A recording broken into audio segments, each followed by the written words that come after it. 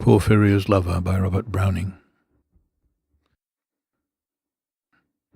The rain set early in tonight. The sullen wind was soon awake.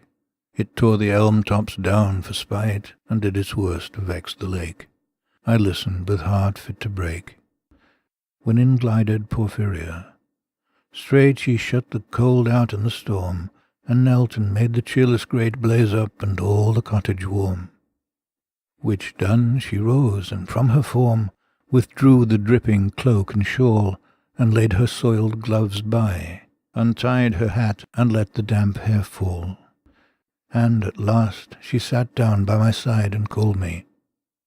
When no voice replied, she put my arm about her waist, and made her smooth white shoulder bare, and all her yellow hair displaced, and stooping, made my cheek lie there, and spread o'er all her yellow hair. Murmuring how she loved me, she too weak for all her heart's endeavour to set its struggling passion free from pride, and vainer ties dissever, and give herself to me forever. But passion sometimes would prevail, nor could tonight's gay feast restrain a sudden thought of one so pale for love of her, and all in vain. So she was come through wind and rain. Be sure I looked up at her eyes, happy and proud. At last I knew Porphyria worshipped me. Surprise made my heart swell, and still it grew, while I debated what to do.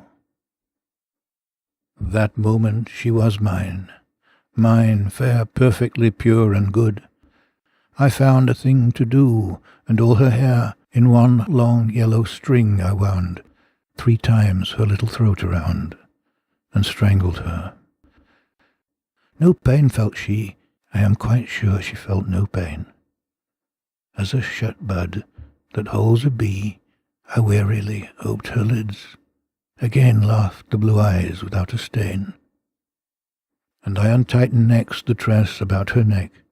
Her cheek once more blushed bright beneath my burning kiss. I propped her head up as before, only this time my shoulder bore her head, which droops upon it still.